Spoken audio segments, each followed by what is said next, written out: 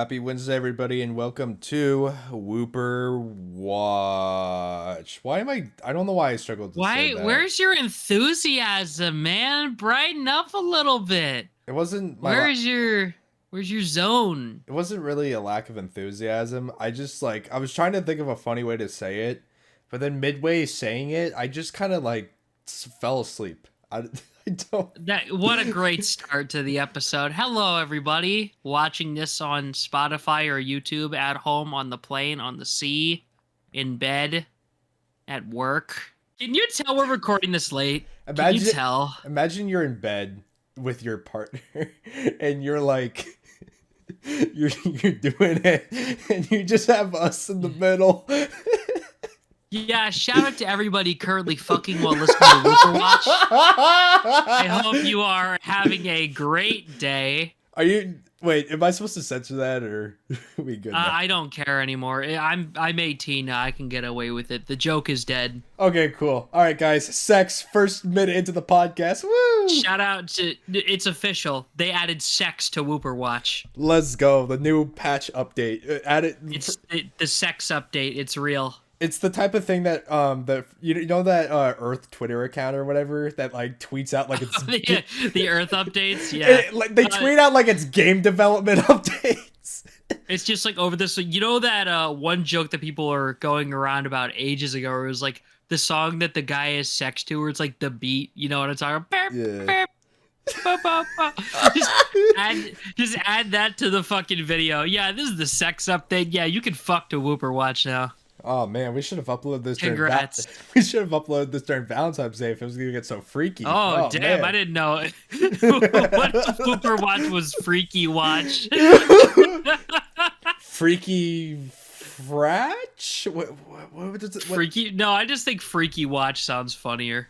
Okay, I was trying to have the what's it called? I know Fortnite does it too with their location. Freaky Watch Freakcast. No, I mean when you have two words but the first initial is the same. There's a term for that. Onomatopoeia?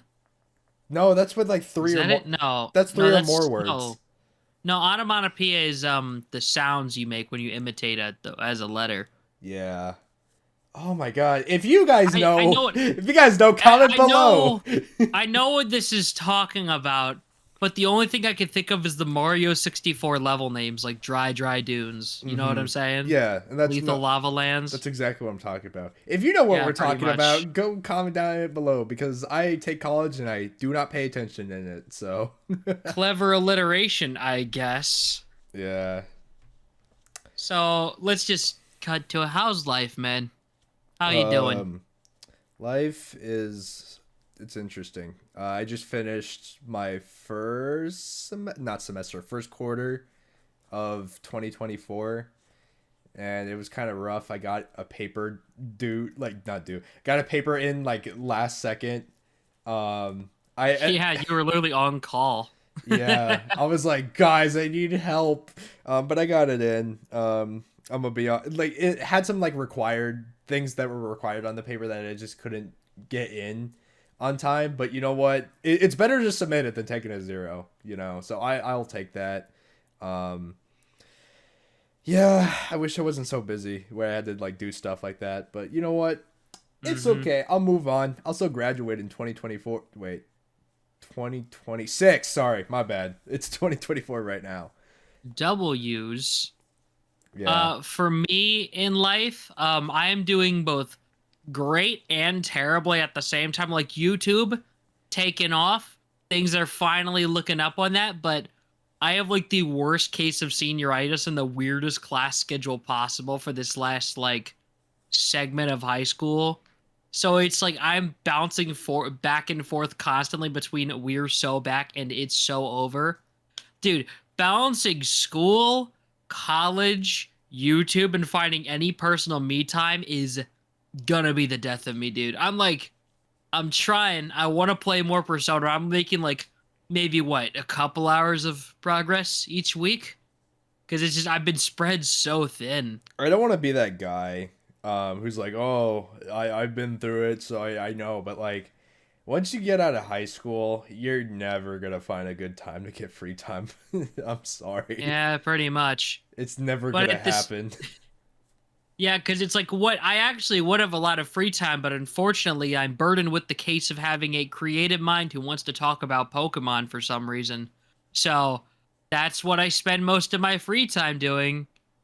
It's mostly working on YouTube videos and hoping to God that it'll turn a profit someday. Same here. So, Same here. I amen, brother. still jealous as hell the success you've received. Listen, man, I know you're next because I've said it before. Novice has said it. Chance has said it. Everybody has said you are making the most incredible videos out of all of us. I just think the algorithm hates you. Genuinely, man. I think maybe that's not something you want to talk about completely on here, but I'm just saying, man. I'm just saying. I I love you, bro. appreciate it. Yeah, love you too. Platonically, of course. Don't Platonically, yeah. don't start doing the chips, guys. I don't want to see God, it. no, I will actually kill you. Please don't. You can love your homies, guys. Doesn't have to be anything weird. It's okay to kiss your homies goodnight, guys. Wait, what's the one where it's like really sloppy and like oh my god, someone did an edit of it. Sloppy is not the word I would use in this context. I'm gonna fight it.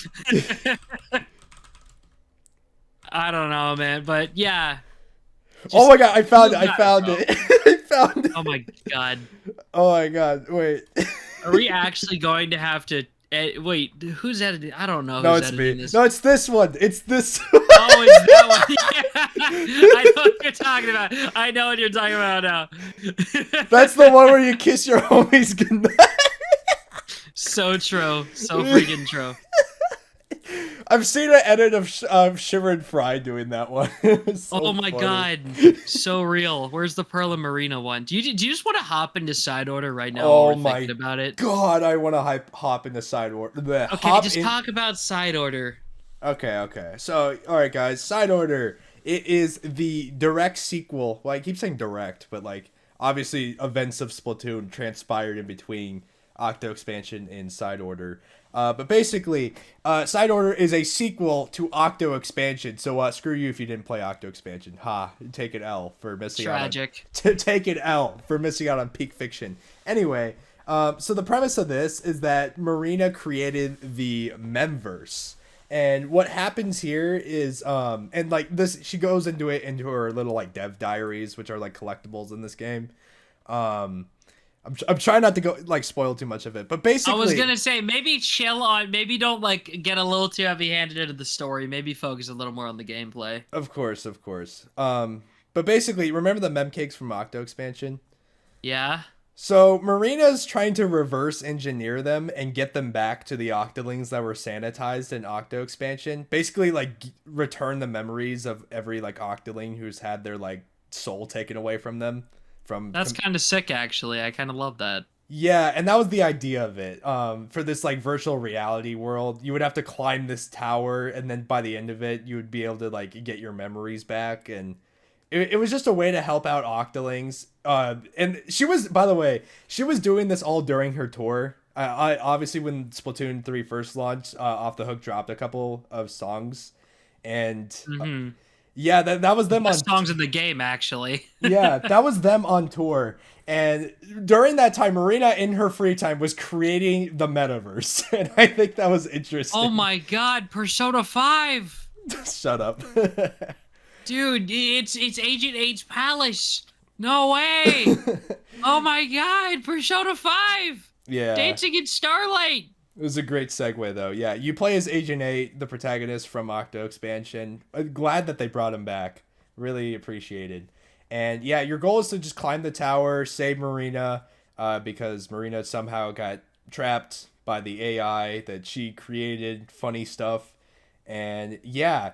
And like with the DLC and Octo Expansion, the gameplay takes a turn on its head here. Instead of being like the single player in Splatoon 3, it makes me wonder if the single player for Splatoon 4 is going to be like this now. They just reinvent the wheel, and then the single player is going to follow. God, imagine. I hope not. So basically, this go around is a roguelike, and basically what that is that you start out super weak. You go through level challenge through challenge, and each time you get a choice between I'm stumbling on my words. You get the choice between adding 3 upgrades one of three upgrades, and they can upgrade a variety of things like your weapon or dropping bombs, increasing your special rate, or just having the Pearl Drone do all the things for you if you want to. Um, and yeah, you just power yourself up. You get more and more powerful, and the stages get harder and harder. And it's really replayable, and it's really fun. And the amount of combinations I've created so far through Side Order, and the gameplay has been so freaking fun. Okay, I'll get my piece out real quick. I have not played Side Order, and honestly, I don't intend to right now because the thing is, Boo. okay, yeah, fair enough. The thing is like what I've seen is just kind of like it's just more Splatoon. The reason I like 3 single player so much is because it took Splatoon 3's enhanced movement mechanics and focused on making like a really good platformer with some shooting mechanics out of it. What I've seen of this expansion is that it's a lot of focus on the shooter elements. And it's kind of like, I guess that works, but it's not really what I was hoping for. If that makes any sense. So, You just and I like don't think I movement can in your shell. games. Yeah, pretty much. But I don't think I can, at least right now with my current financial situation, shell 30 out for a lobby reskin plus a short roguelike. Oh, you Like spoiled the end game reward. No, I was talking about the Splatoon 1 lobby. What are you talking about? Oh. I guess I just spoiled it then. Yeah, great, buddy. Anyway, You get the so Splatoon 2 lobby if you beat the game! Yay! I wouldn't have put that in the cat. Whatever, too late. Anyway, so what the thing is though is that like I see it, it's like, okay, this looks interesting, but I don't think it's worth the price. However, I will give it props for having more scenes of Perla, Marina, and lesbians with each other. Good for them. Good for them. And now they have a 3-way in the form of Act. Sorry, don't quote that. What? Please. Whoa! Whoa, that's not what I was insinuating. I mean, after playing the game, they might as well be. That's crazy. You'd be That's surprised. wild. You'd be surprised how well integrated Act is to the story. I feel like they just really wanted Dead Fish to just kind of be there. She does stuff. It's so cool. Honestly, it wouldn't shock me if a lot of this game was like, hey, wouldn't it be funny if we made her an actual character? It wouldn't shock me if a good chunk of this DLC was just coming from that. She has a character. And then there was also a very specific reference with her and Marina to like the beta designs that I kind of lost my mind over. Really? Yeah. That's cool. I like lost it. But don't want to spoil. Don't want to spoil. No way Splatoon pulled a Morpho Knight. That's crazy.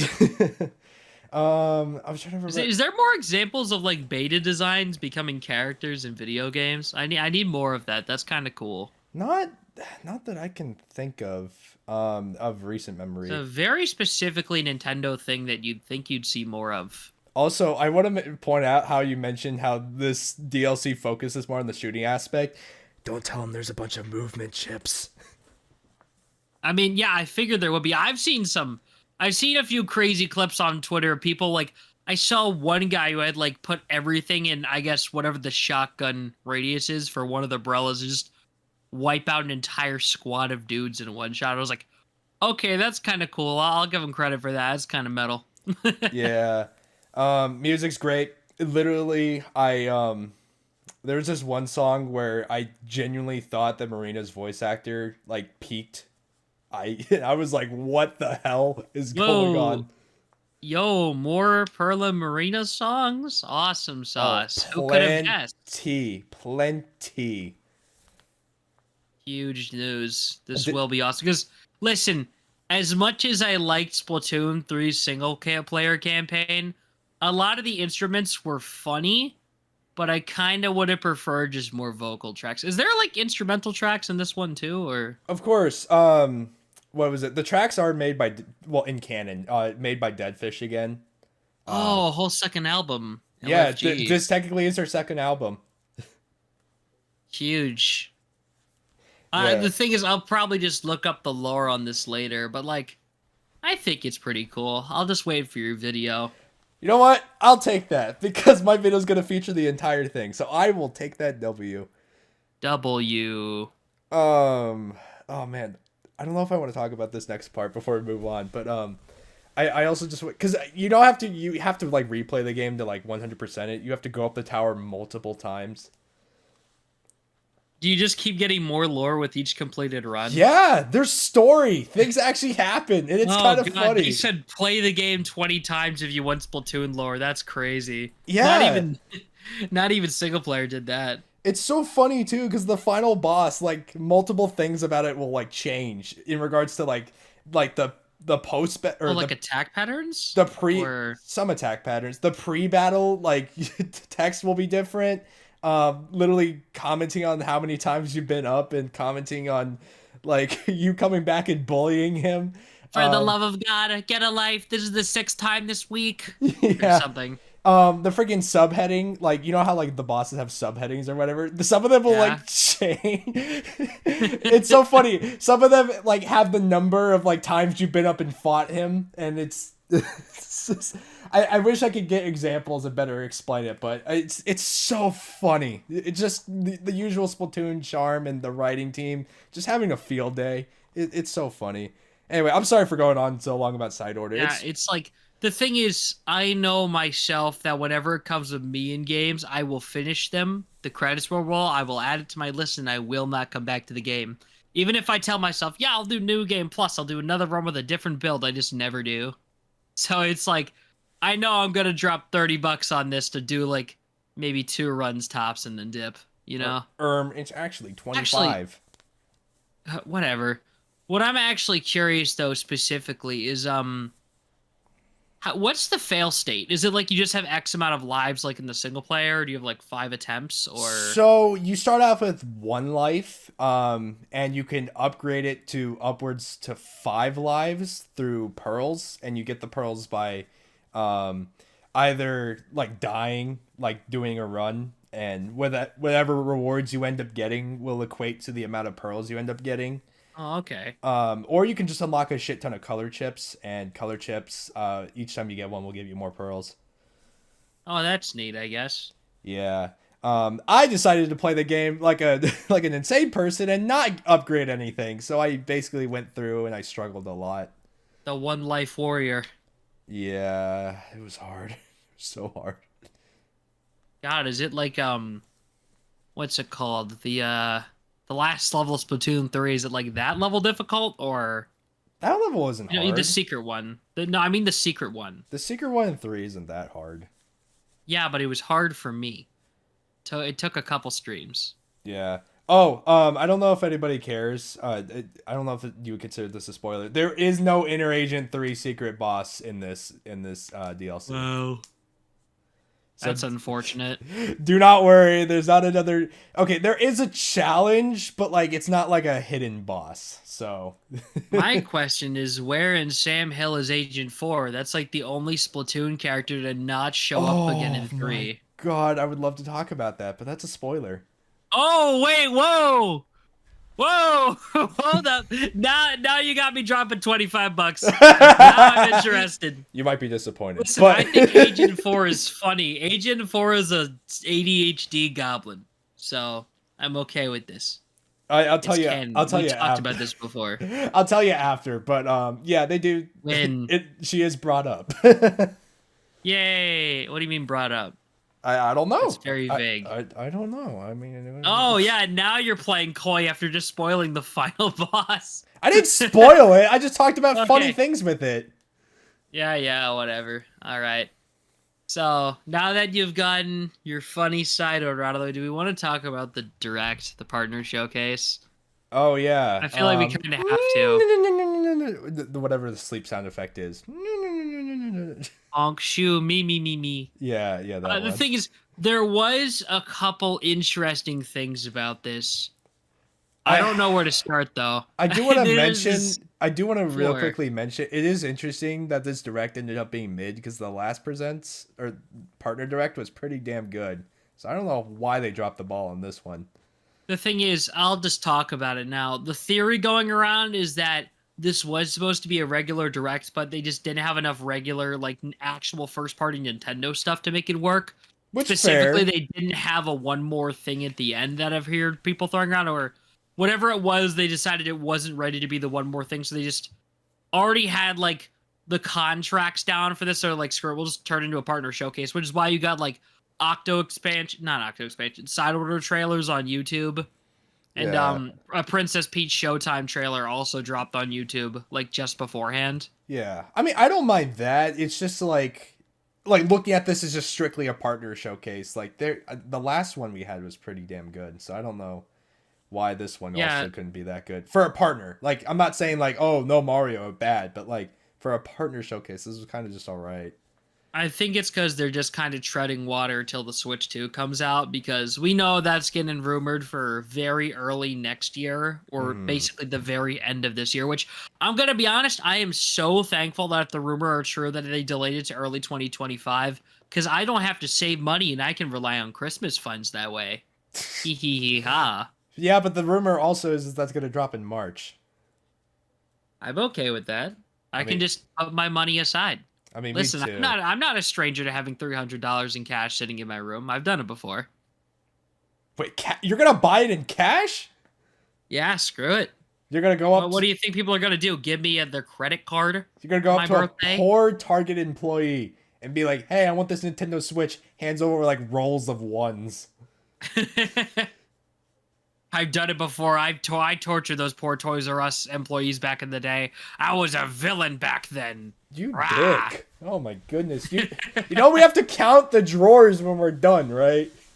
Yeah, I know. I work retail, Cyan. I know. All right. Tell us what games. Tell us the 2 games that came out of this. Okay. The other one that you care about, I don't care about, so I'm gonna talk about mine. I am so thankful that there is a proper Monkey Ball game, because for those who don't know, for over 10 years, the last couple Monkey Ball games have only basically been asset flip remakes of Banana Blitz and the first 2 games, which people were like kind of mixed on. Banana Blitz was an agreed improvement because it's pretty easy to be better than the worst entry in the entire series just by taking out the motion controls. So not too difficult. No, Banana Mania has actually apparently got some pretty mixed reception. Casual fans loved it. Hardcore fans were like, these physics kind of blow. So thankfully, Monkey Ball has now proper redesigns, and it is a fully new game from the ground up. Not sure I entirely like that they're framing it on the online kind of almost battle royale aspect, but I am quite excited for the game, and I hope it does well, because Sega actually using IPs, like they've been carrying this year so far games wise. So I'm praying Monkey Ball and Sonic Generations are good. That's my piece on Monkey Ball. I don't think I'm paying $50 for it, but I will probably grab it when it does the inevitable Sega thing and drops $20 at the first sale after it. Thank you, Sega. Thank you, Sega. I probably could have waited on Please Persona give me 3. review code. I want a review code, Sega, please. I hate And that we'll you break my Pokemon rule for Sega games. I hate that you actually have the chance of receiving codes from companies now. Do you have a business email, actually? I actually do, but it basically went dormant. The spam emails even stopped sending me stuff. I need to Damn. make a new business email at some point properly. Yeah. I don't know It's how been to on my list. I don't know how to set that up, and I'm also scared to You just just make an email account. I don't think there's much more to it. Well, yeah, but you got to like make it secure and stuff, you know? You can't just drop an email and then, you know. Yeah, I've gotten so many spam emails because I actually had the business email. I got a total of 1 legitimate offer, and when I responded, they ghosted me after that. So I think it might have been a mistake. I don't think they actually wanted to send it to me. Fun. So, pretty funny. Shout out to Team 17 for being the only actual game publisher to give me free stuff. I guess. I'm pretty sure they were just desperate at that point. Yeah, I just responded to the open call like, yeah, I'll stream your stuff, and they're like, yeah, bet. I only did like 1 stream of each game, honestly. Wow. No, I did 2 episodes of Moving Out. It was okay. Anyway, the other thing I wanted to talk about, and I didn't really care about it initially. But I mean, a lot of people are mainly talking. I'm not the one who's mainly excited about it, but it's the main highlight of the direct for everybody. Epic Mickey rebrushed everybody. I'm pretty sure just a remaster of the first Epic Mickey game. And it looks beautiful. It looks amazing. I never finished the first one because firstly, I sucked at it. The controls were horrible. Secondly, there was a scene of like Mickey getting his heart ripped out or something, and it like traumatized me as a kid. Um, Yeah. I actually have a story with that specifically. What happened is that my grandma got the first Epic Mickey for the Wii at her house. And what happened is that I played the game and I was too scared to actually get past the first section. But when I finally got over the fear part and gave it a genuine shot, I got so frustrated about the controls I just dropped it entirely. I'm glad I'm not the only one So who was like scared of the game. yeah, I mean, I was little. I was terrified of that dude. That big blob monster thing. Like the intro of the game was so cool. Then like you get into the gameplay, it's like this is too dark. I don't Yeah. talk about it, but I actually have a fear of dark areas. Not like of the dark. It's more like I don't like areas in video games that are just way too dark where you can't see what you're doing. Oh, you must hate It's a long story. I want you to try to play Tears of the Kingdom and go into the depths and see how long you That's last. part of the reason I haven't played the game, man. I'm not I'm not fiddling with that. I don't like dark areas in video games. It's just it makes me too anxious because I'm always so worried about not losing all my stuff whenever that happens. It kind of annoys me. I Yeah. don't know. It's a But mix of annoyance and extreme fear from when I was little. yeah, this game is getting updated visuals though, and also being an adult, I think it'll be easier Also, to stomach. did you see the studio that's making it? I heard they It were a good it's the same studio. people who made Battle for Bikini Bottom Rehydrated. Oh, good for them. So they've made their name off remaking licensed stuff. Honestly, gonna be honest, I have no real incentive to get the game. I'll pirate it on a weekend if I'm bored, I guess. You But gotta I don't know. stop admitting the piracy on the podcast. I probably should actually. But I don't know. I'm just not interested in like buying the game. Good for the people. I'm glad this game is getting a port because the second game is on Steam, but the first isn't. So win for preservation. Every time like a Wii game gets ported without motion controls, Mm-hmm. I consider that. Same goes for because in the direct, I don't really care much about the actual game. Like Monster Hunter Stories is getting a port, which is like I might pick it up because I heard that it's good. But it's more a case where it's like, oh, cool, a 3DS game got properly ported to a console that has software that can be easily ported forward. I consider that a win. I love that stuff. So, like, Yeah.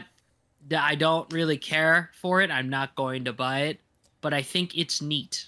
If Yeah. that makes any That's sense. all I can really say about this direct. It's neat, and I don't know. That's all I can do. But Yeah. there was a very interesting thing that came out of this direct, but specifically for the Japanese side of We Nintendo. gotta talk about this. I'm not the biggest Mother slash Earthbound fan. I've never played the first one, and it's still something I want to try. But we're in an era of Nintendo where games being exclusive to a certain region is just a thing of the past. It's like a thing they don't do anymore. And if they do it, Yeah. it's like a very obscure title, or it's like something that like nobody really cares. Like it's a Or it's minor something thing. that like you have to do because it's like internet based or something. Yeah, exactly. So to to bring Mother 3 back from the grave and bring it to Nintendo Switch online exclusively for the Japanese side of things. Kind of sad. I know it's still Wow. actually pretty easy to you got to sign in with your Japanese account and you can download the app but can't access it or something. You can just open it with the English account. But at the same time it's still all in Japanese. So, Yeah. No, like the argument, like some people be like, "Oh, you can just go play the fan made version." Like that's not the point. All right, you shouldn't have to do that to experience a game. yeah, it's like a case where I don't know how to put this. It's like I feel like Mother 3 is just at this point I feel like the chance of localization is just gone. Yeah, The thing is, I think from literally now and forever, I think it's just going to be the fan patch that's the only way you're ever going to be able to play this game. yeah, I feel like with Switch Online and specifically announcing GBA, I felt like that this feels like the last chance. Like, I don't know. because it feels like this is something that they would put on the expansion pass to provide incentive for people to buy it because it has an exclusive translation on it. And hey, that would have worked, but the fact they just kind of dropped it in here, it's like, oh, yeah, we're doing Mother 3 on GBA and SL. Mm-hmm. It feels kind of sad. You Yeah. know, Oh, by the I feel way, like it's game over.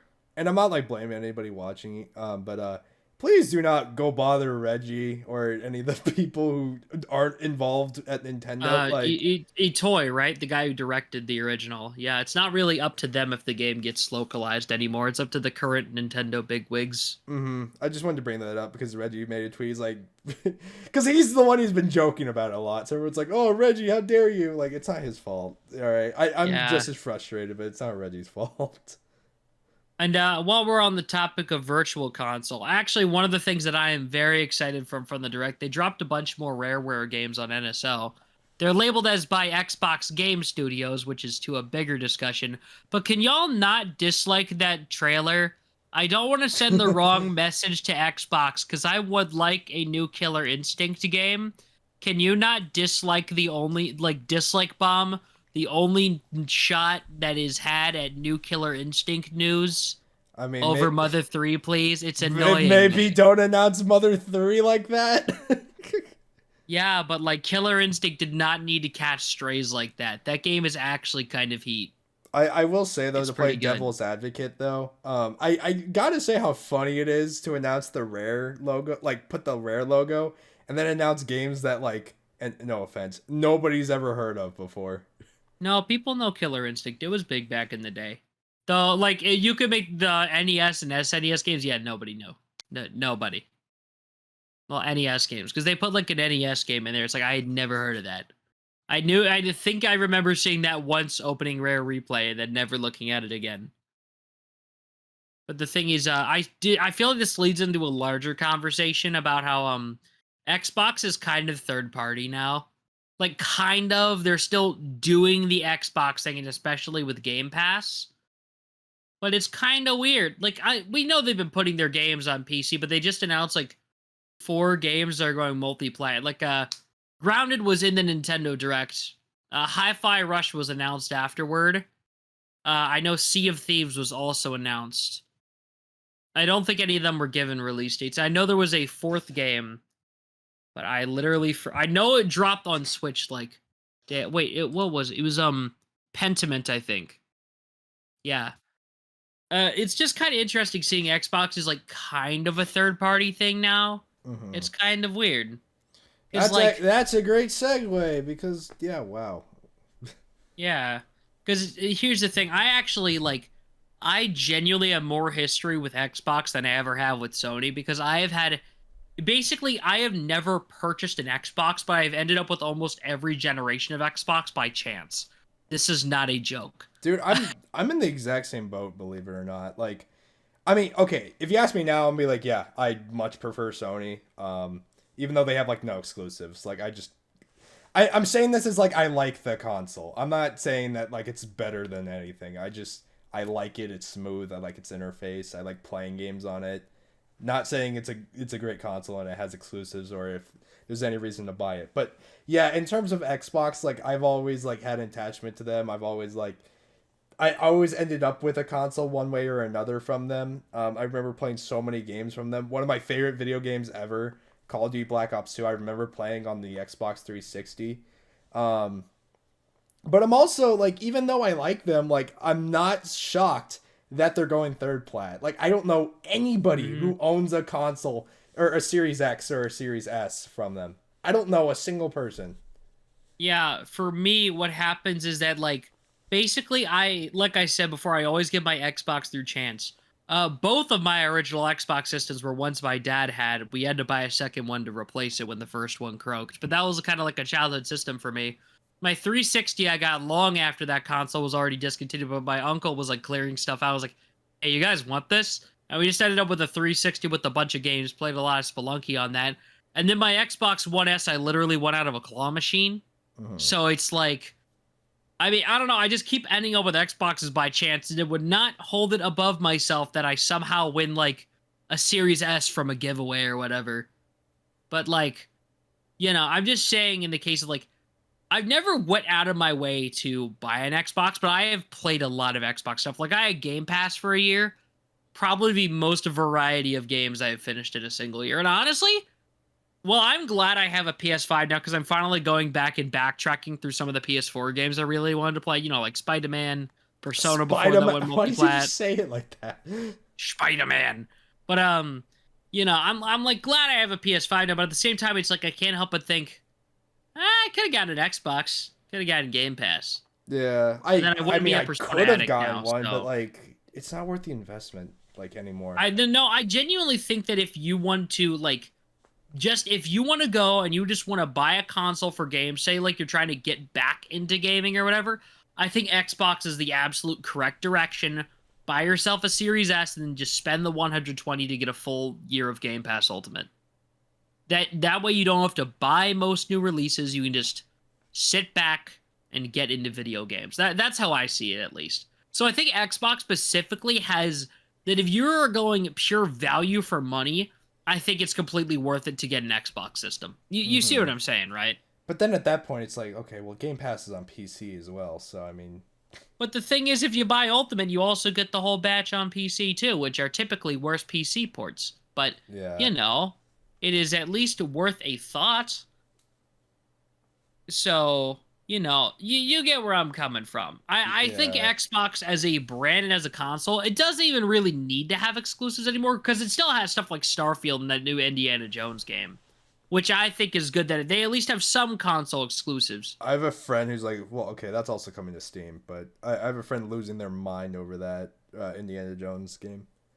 Yeah, I've seen a couple screenshots. It looks neat. But what I'm saying, though, is just the fact that Xbox doesn't really need exclusive. The thing is, like, Hi-Fi Rush, for example, I genuinely think that game is going to benefit so much by going multi-plat, because I feel like the core audience for that game, I sincerely doubt that they were actually going to play it on an Xbox if given the chance. They probably would play it on a PlayStation or a Switch. Though, I find it interesting. I found this out yesterday while using my Xbox for the first time in a year, because just like, screw it, I want to play some Monkey Ball, and I have the game already on there. And it was like, I was just scrolling through Game Pass, I was like, wait, Hi-Fi Rush can't run on an Xbox One S. How is this thing going to run on a Switch? So, that's interesting. I don't know, just something I noticed. But maybe I'm just rambling a little bit. Right. But I just find that interesting how Xbox is right now. The state of Sexbox.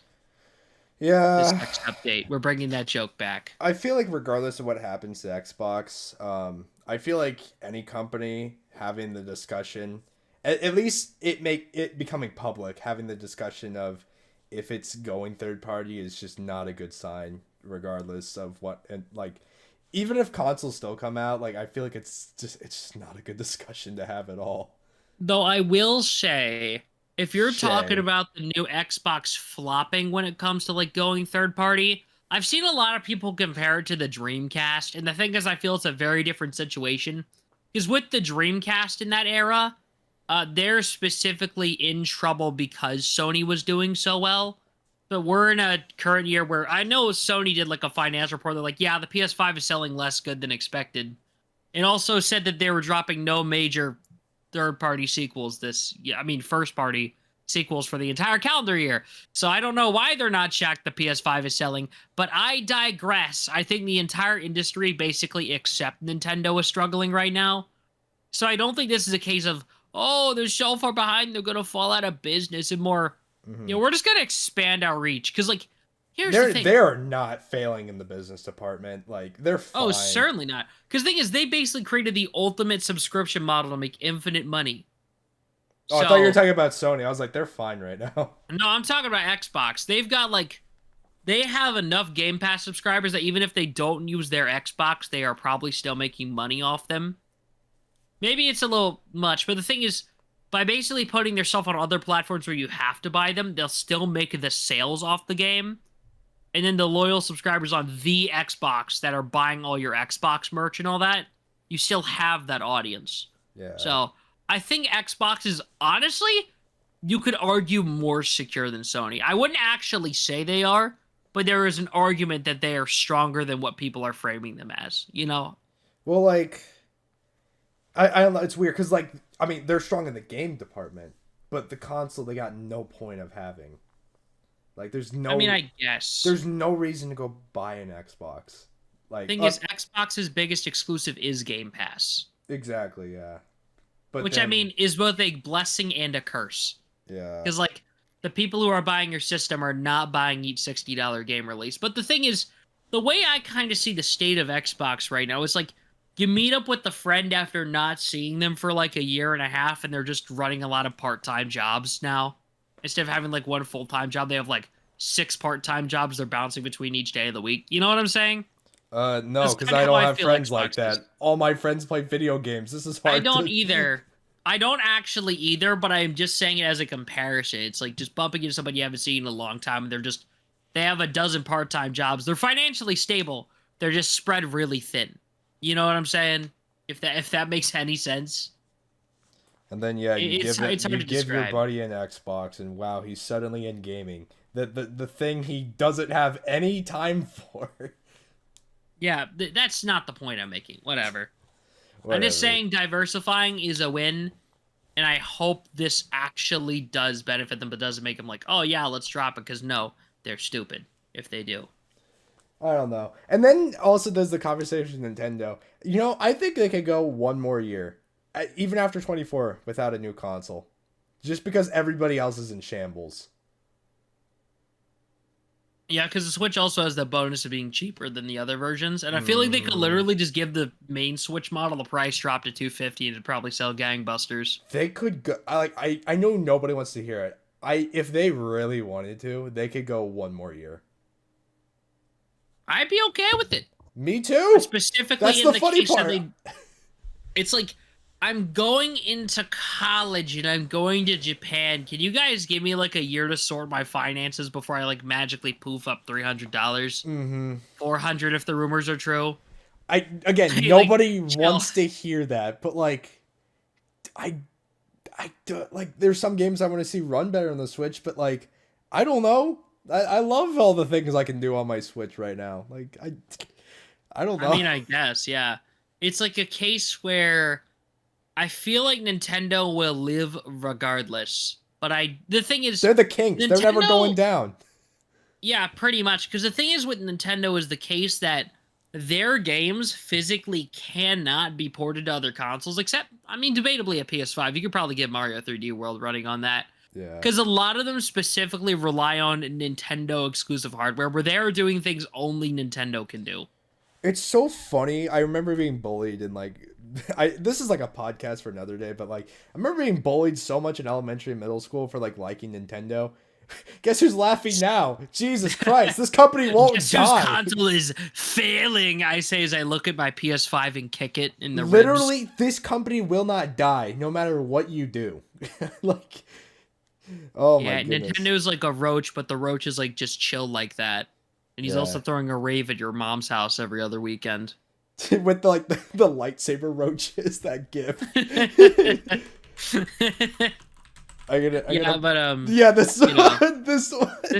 This hold on, wait, let me look at the lightsaber roaches. Oh my god, yeah, pretty much. Yeah, pretty much, yeah. That's exactly it. Nintendo executives. Nintendo executives. Like, I feel like the whole thing is that they've talked about it before. Like, a lot of the executives are like, actually, we're pretty chill with the other, companies. If one of them does good, it's good for the whole industry. Yeah. But they actually talked about it. I don't remember where it was, but it was a whole press release thing. It's like, actually, console wars are stupid. We're chill like that. They are stupid. But at the same time, I gotta imagine there's somebody in Nintendo who would breathe a sigh of relief when PlayStation, because the PS5 sold less than expected. They're like, oh, thank God. Oh, thank you. The PS5 is just the PS3 too, though. Let's just be real here. It has no games. Ha ha ha. But it's a fun, movie machine, I've watched so many movies on it. The thing is, I lost my remote for my TV ages ago. I know this sounds stupid, but, I didn't consider the PS5 as a media player until after I lost that remote. I just use it to watch YouTube now. Yeah. Do other stuff. I've watched so much, anime and movies on it. It's actually insane. Yeah, I just straight up use it for background noise while I edit, because my PC doesn't have speakers on it. I use headphones. Mm-hmm. So I just, go turn on my PS5 and just open up the YouTube app on it and just, Yeah, sure. I'll listen to a 3-hour essay about Sonic Frontiers. Sure, Right. why not? Why Well, I not? edit together some clip that it's only going to get like 200, 300 views It and is, then die. yeah. It's funny. It's funny that we like both say this though. I remember a friend bringing it up to me. Apparently, the PS5 like it takes a lot of like voltage out of your outlets or whatever. So it's not It really. doesn't shock me. It's not the get it shock. Yeah, I know. I'm just that guy, clearly. I'm just that Oh guy. fuck me! I want to go to bed. Oh my god! All right, let's move on. We've been going on for a while. No, I think this is a good conversation to have. This is a good conversation. Oh my goodness! I didn't think this would go Actually, this long. this is just a random thought that I did want to bring up because I actually had this last night.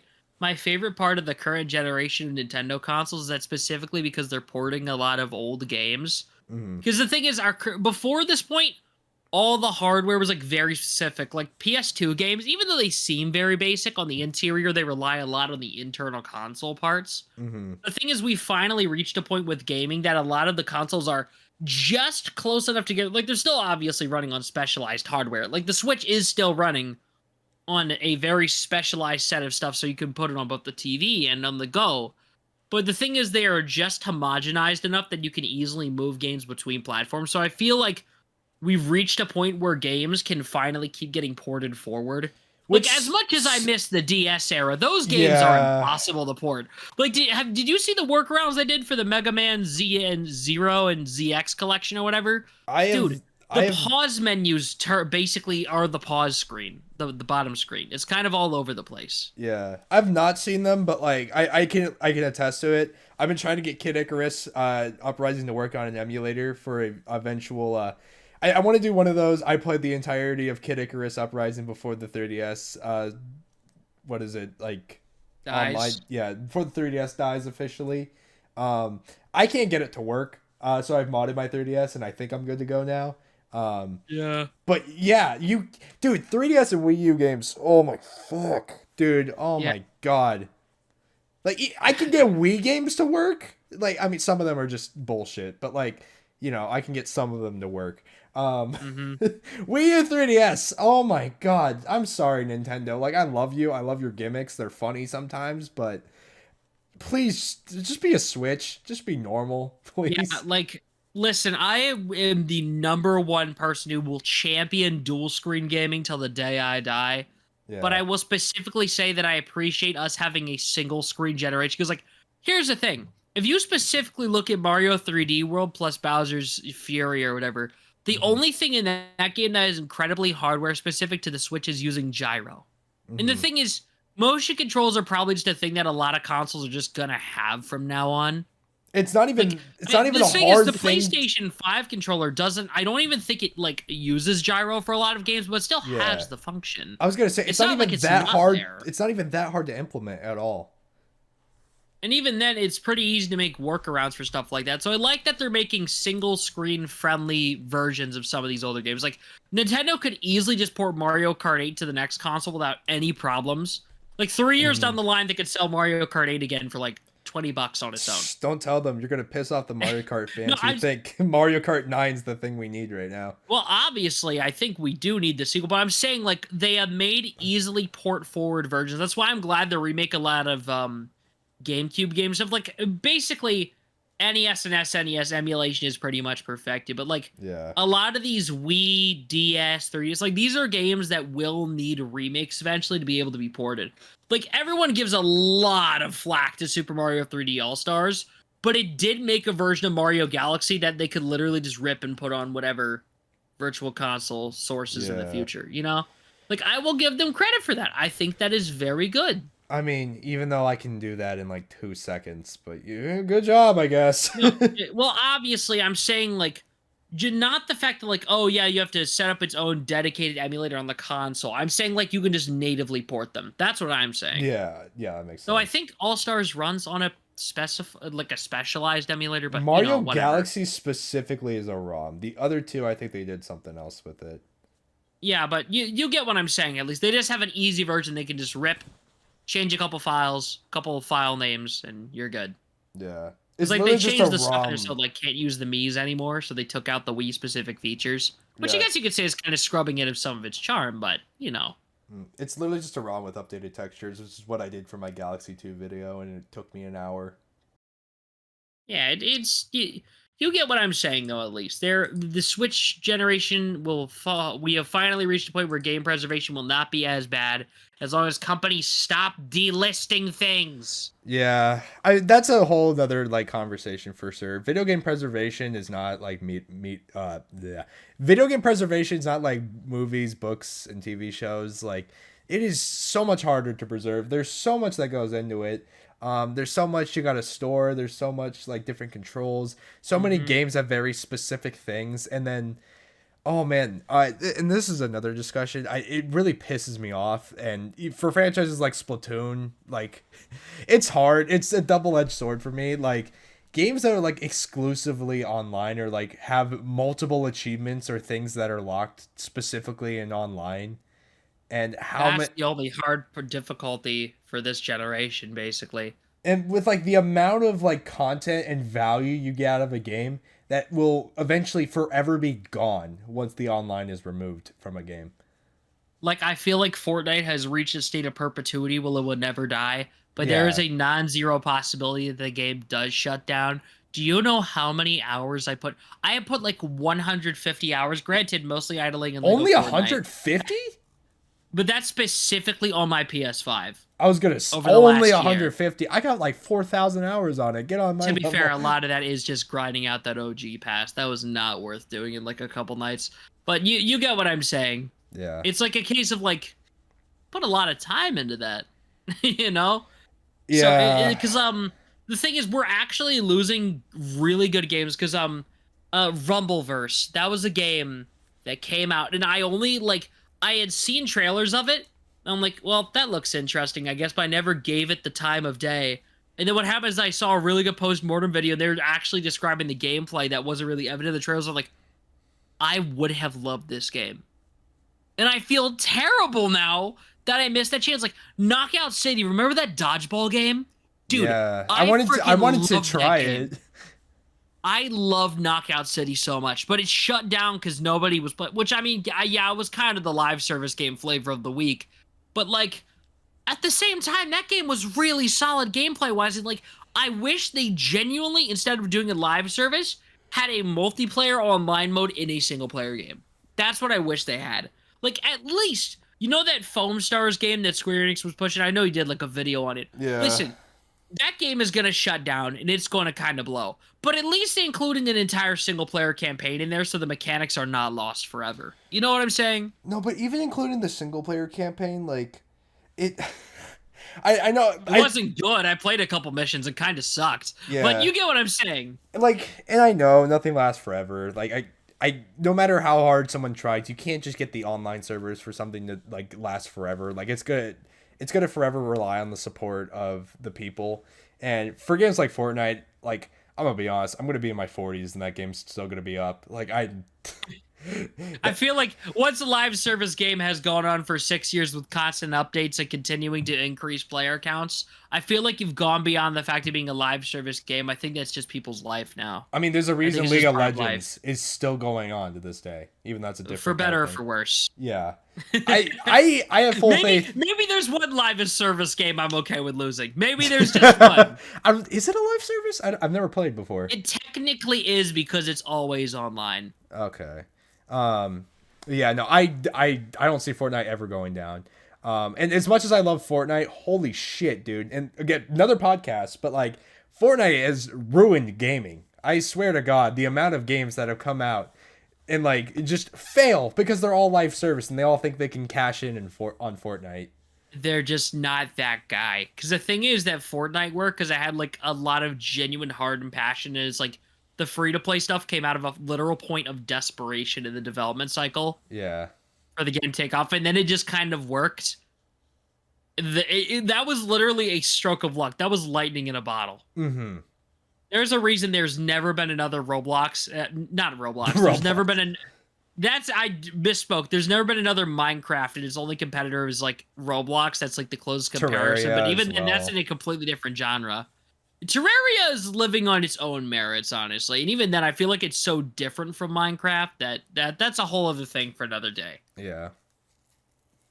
There's a lot of things for another day today. I Jeez. didn't expect to talk about this for so long. I Honestly, I'm okay with it. This is a good conversation to have. genuinely, and like behind the scenes, I guess, we were struggling to figure out a topic for this We episode. spent like a solid hour. Well, there we go. All right, I'm This is why I happy. kept telling you to let's just record and do it and something will happen. This is what I mean.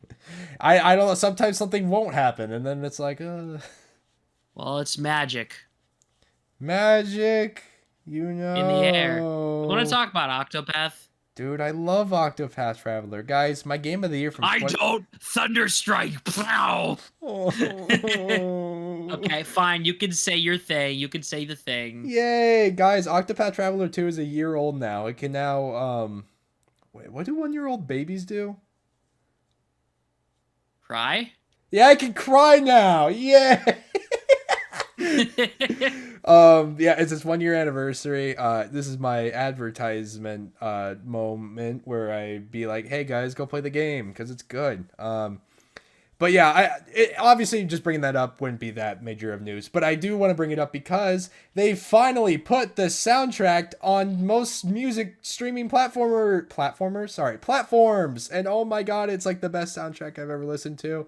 This reminds me that Atlas has not put P3 reloads on yet. I'm going to go insane.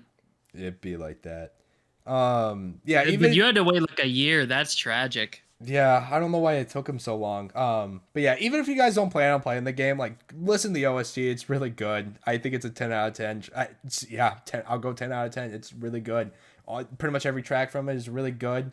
I honestly pick your poison. Which one you think is better, the first or the second games?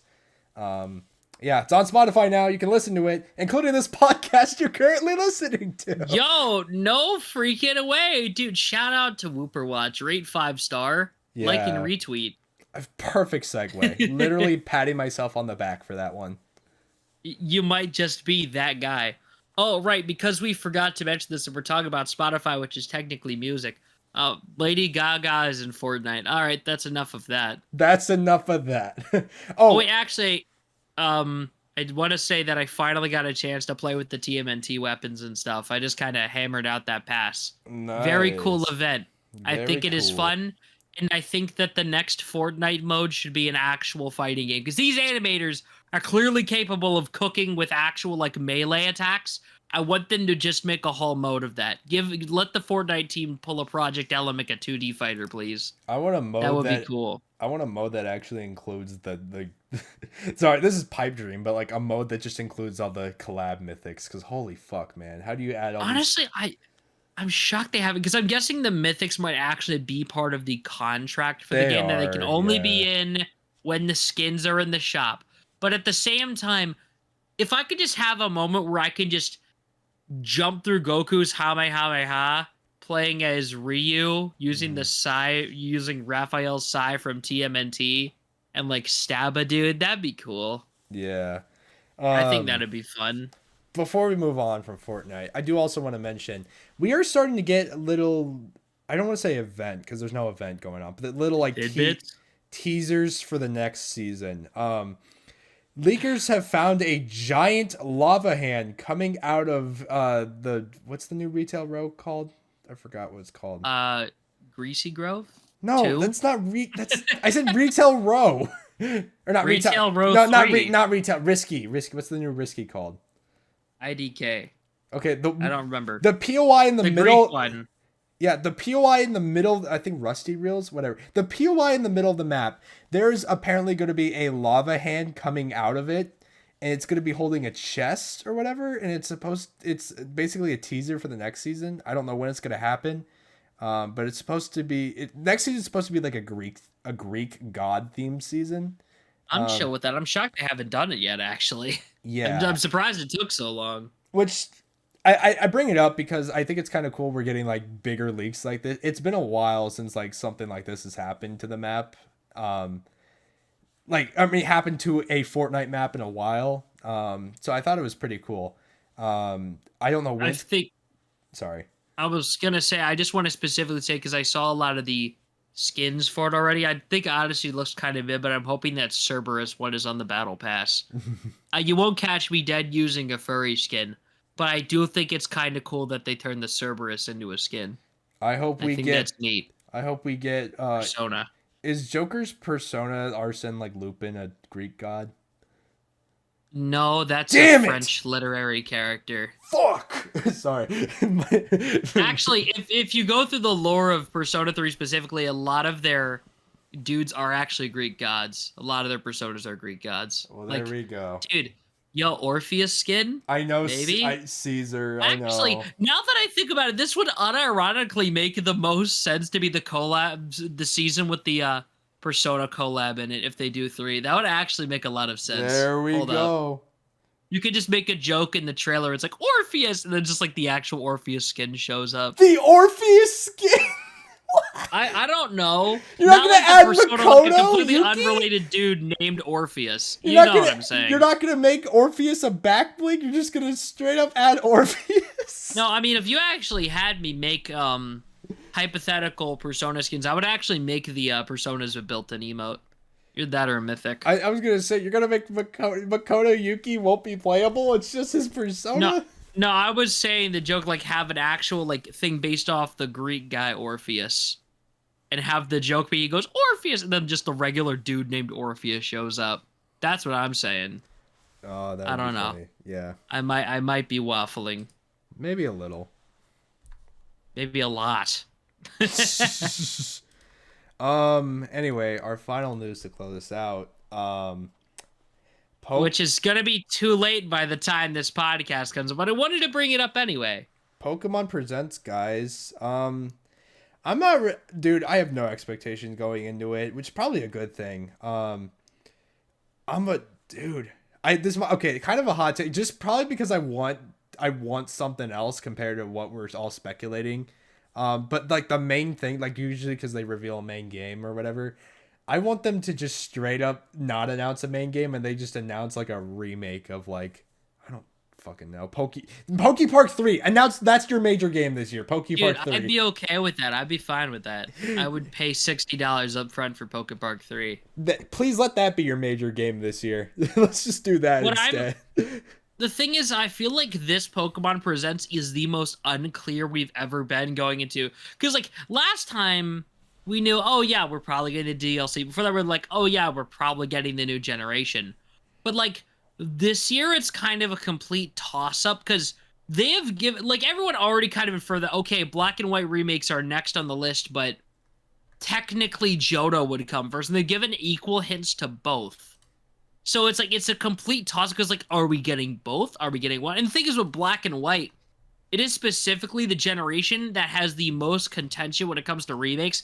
Not even because, oh yeah, you could butcher, because, like, there's no clear way to remake Black and White, if that makes any sense. Do you remake 2 whole games? Do you remake both Black and White 1 and Black and White 2? Yeah, do you just straight up make a Black and White 3? Do you pull a Super Mario 3D All-Stars and pretend Black and White 2 doesn't exist?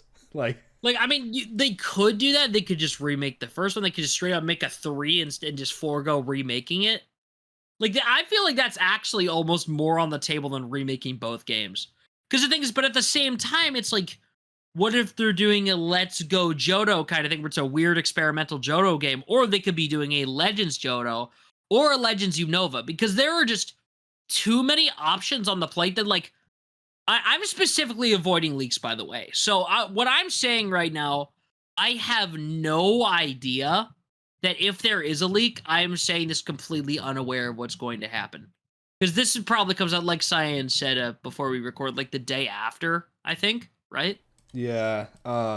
So literally, like, when we post this, we're gonna get a bunch of comments being like, guys, look what happened. Like, this happened. Oh my god, you were so wrong. Haha.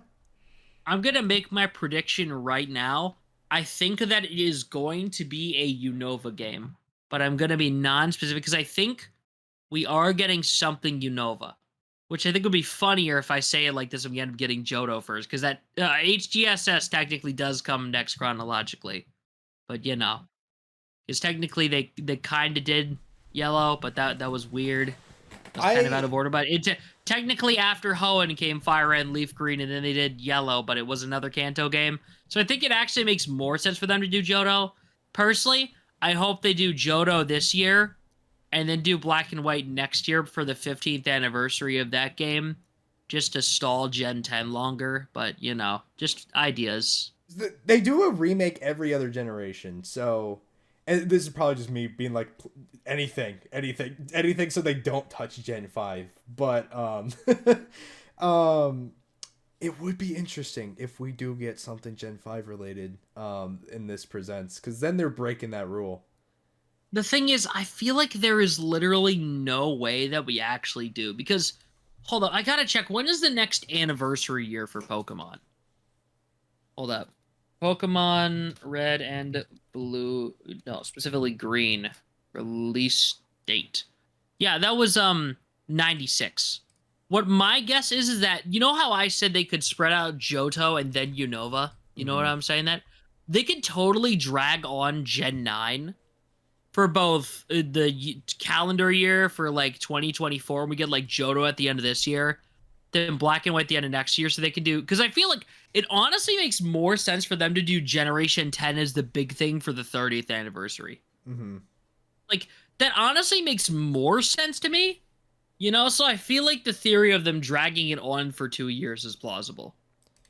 What was I gonna say? I saw a Twitter artist actually make a funny idea. I forgot what the games were called. They basically fused Soul Silver and Pokemon White, and then fused Black with Heart Gold, and those would be the 2 games we get this year. Okay, but the thing is, I specifically picked Silver and White, so I'd be totally okay with that. I'd be more than chill with it. Yeah, they made some. I think it's a weird idea, but it'd be fun. Yeah, they made really good like artwork about it. I wish I had it on me, but it just, trust me, it was good. Yeah, I remember seeing it on my timeline. I think that'll be pretty freaking cool. Not gonna happen, but would be cool. Yeah, it comes down to the case of like, you know, I feel like they could drag it on for 2 years, but I just feel like it's completely unclear. Because once we get the first thing, whatever the thing they announce in this Pokemon Presents is, we are clear for this year and next year, basically. Because then we can guesstimate what's happening next year. You know what I'm saying? Yeah. Then it comes down to, are they doing the remake, or are they doing the anniversary thing like basically a year early? Right. You know? Right. So it's kind of like, I don't know, I find that interesting. Yeah. I'm still not really excited for this Direct. But if they announce something new for Pokemon Masters, all will be forgiven. Because we're currently in the run up to the anniversary for 4.5, right? Yeah. So it's like we're in the run up to the Annie, so I could see them announcing the Annie, but they might just show an ad for Gladion, which is kind of lame because I don't care. Wait, you're actually right. They could announce something. Because did last time they announced Nemona, or was that in the data mine beforehand? I think it was in data mine.